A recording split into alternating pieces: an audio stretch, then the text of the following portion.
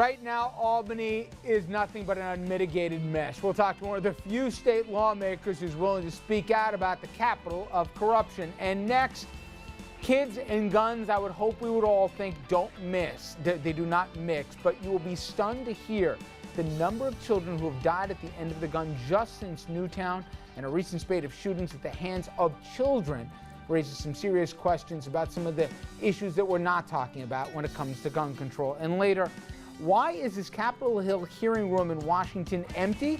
Well, it's because some people in Washington decided to boycott the confirmation of a pick to run the EPA. That's right, it's something that we all ought to talk about, and this is why Washington can't get anything done. Good evening, everybody, and welcome to RFL. I'm Richard French. Thanks so much for joining us this Thursday evening, May 9th. Now, we begin with, sadly, business as usual in Albany, and lately, what that business is corruption, denials, wiretaps, even criminal sentencing. And we got all that and more again today. And for the headlines, and they're starting to get a little redundant, Andrew, I bring you in. Yeah, stop me if you've heard, actually don't stop me if you've heard this before, Rich. We'll begin with the sentencing. Former Queens Democratic State Senator Shirley Huntley, now best known as the senator who wore a wire for investigators, taping 6 members of the state senate and a city councilman, sentenced today to 1 year and 1 day in prison for embezzlement.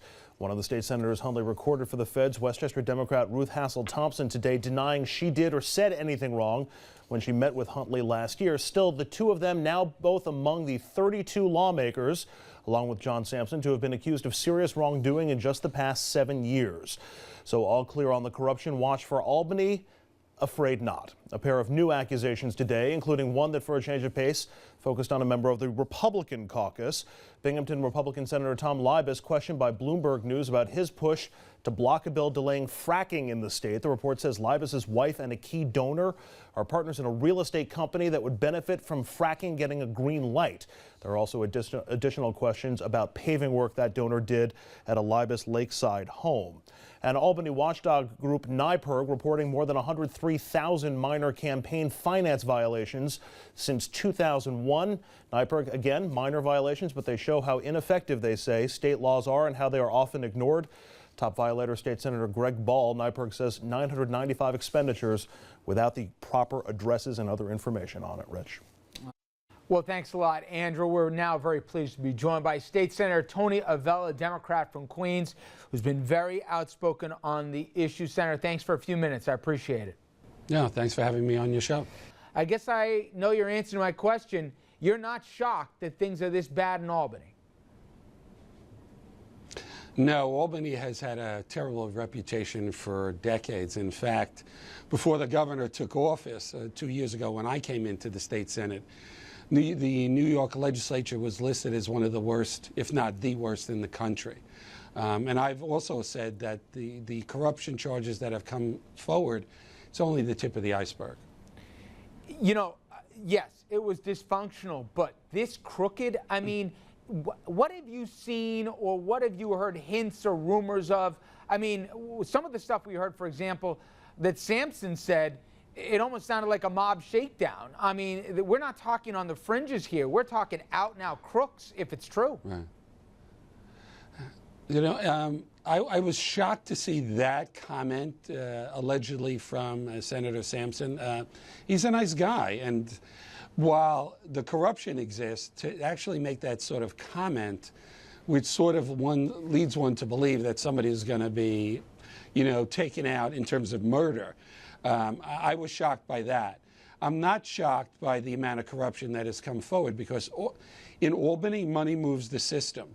Unfortunately, you know, in terms of some of your questions, I'm the last person that a lot of my colleagues will talk to because going back to my days even in the New York City Council, my reputation is being the reformer.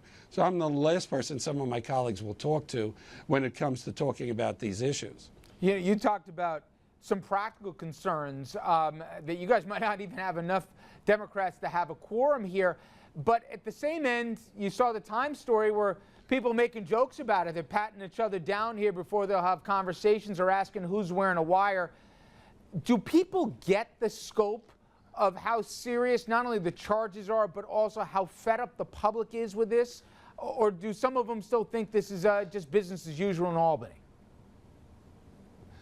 I think it's a combination of all those things. There are some elected officials who believe they're insulated from whatever the public feels. I've been saying for years, and I hope that this presents a real opportunity for some real change, and the governor has to take a lead in this. If we don't pass meaningful reform in Albany now, after all these charges have come forward and the likelihood of more elected officials being indicted, then shame on all of us. Before we get to do what to do about it, I'm curious as to why I've heard all sorts of rationales for why we've had the problems. That, listen, Albany was never for the faint of heart here, but it's gotten filthier, if you want to use that expression, in recent years by some of the characters who've sought office, and because they want to use these campaign funds here with all the broad discretion that comes along with it. I've heard others say, hey, you know what? If you have a system based on people being able to have a day job and then another job on the side, it begs for conflicts of interest. And the third is there's so little oversight right now, where there used to be a room full of reporters. You got one or two that are left here that cover the Albany beat. It's like the Wild West up here. What have you seen since you've been up in Albany that's the root of so many of these problems? Well, there's no one thing, and as you mentioned, all the issues and the situations that you described are part of the problem. I mean, we have to eliminate money from the system. That's why there has to be meaningful campaign finance reform. Right now, even as a state senator, somebody from New York could donate more money to me as a candidate for state senate if I wanted to do re-election than they could if I ran for mayor of New York City. There also needs to be term limits. When I ran for office in the state senate in 2010 and took office in 2011, I beat a Republican incumbent who had been in Albany for 38 years. I mean, nobody should be in office for that long a period of time. Even the most well-intentioned person is going to get jaded and sort of go into that Albany philosophy. There also needs to be meaningful reform in the oversight agencies. The governor and the legislature passed a reform measure a year ago, but obviously it's not enough. So there needs to be more in that, in terms of that. We also need to make it full-time. Because right now, as you said, there are too many people with outside incomes, which become a real conflict of interest when doing legislation. Let's say you're sitting on $2-3 million in a campaign fund. And I saw this with Pedro Rospada to agree, maybe not those numbers, but those clinics that he set up in his district.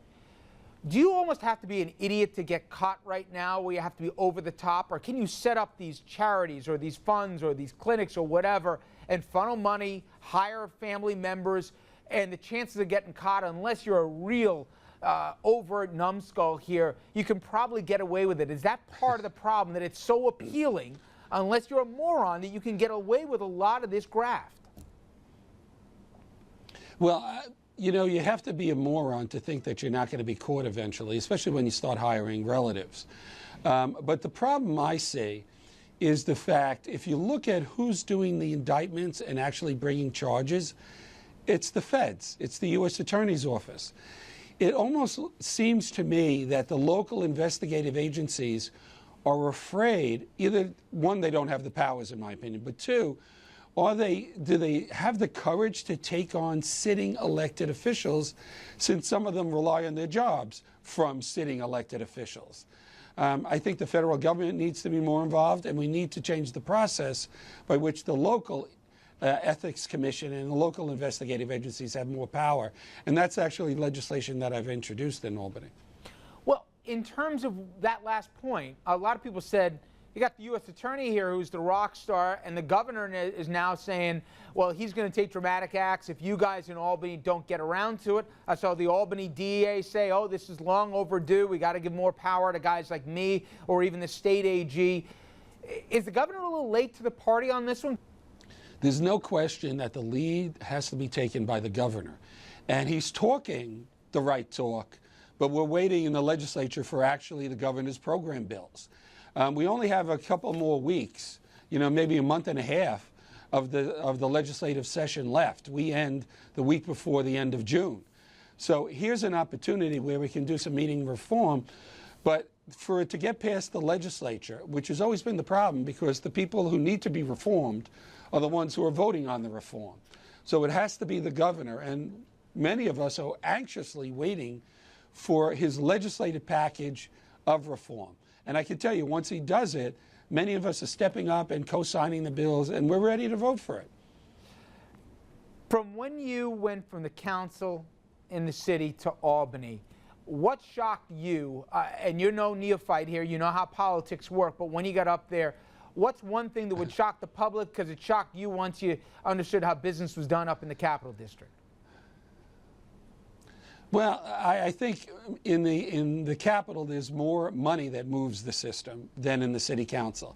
And the amount of money that people can donate to elected officials is huge. And there's more lobbying done by lobbying firms. Per capita, there's probably 10 times more lobbying firms up in Albany than in the city. I think the fact that what has surprised me is how little we actually do in Albany. For example, for the first couple of months of this legislative session, which began in January, all we're doing is passing bills that we passed in the last legislative session that didn't get enacted into law. We're not doing a whole lot of new business. And when it comes to reform, we're doing virtually nothing. I mean, in addition to the reforming the Ethics Commission and strengthening the enforcement powers, I'm the first person in the history of Albany to introduce term limits legislation to make it 12 years and out. I can't get anybody to discuss that in Albany. It really is amazing that we don't really do the nitty-gritty legislation to do reform, and that's a disgrace. Last thing before I let you go, Senator, I know you said you think we're only in the middle of this scandal. You think there's going to be more names? Absolutely. And I'm happy that this is happening, and let's root out all the corruption. I was actually quoted in the New York Times about, when I was asked about people wearing wires, and I said, let everybody wear a wire. Let's root out every single iota of corruption, and then we could really start forward with a positive agenda. Good enough. State Senator Tony Avella, thank you very much for a few minutes. I appreciate it. No, thank you. Okay. You heard from the senator there. We're in the middle. It's going to get worse. He's not the only one who believes it. Dominic's been saying for a long time, whether it's tip of the iceberg or whatever, there will be more names. But the question is, what do we do about it here? And what should we, the people, expect from our state legislature and who ought to be paying the price? When we're going to come back from that, we'll bring in our panel. We'll get into the next steps here and where this all could go and why you at home, if you think it doesn't really matter, I'm going to tell you why you're being ripped off here and you may be none the wiser. Stay with us.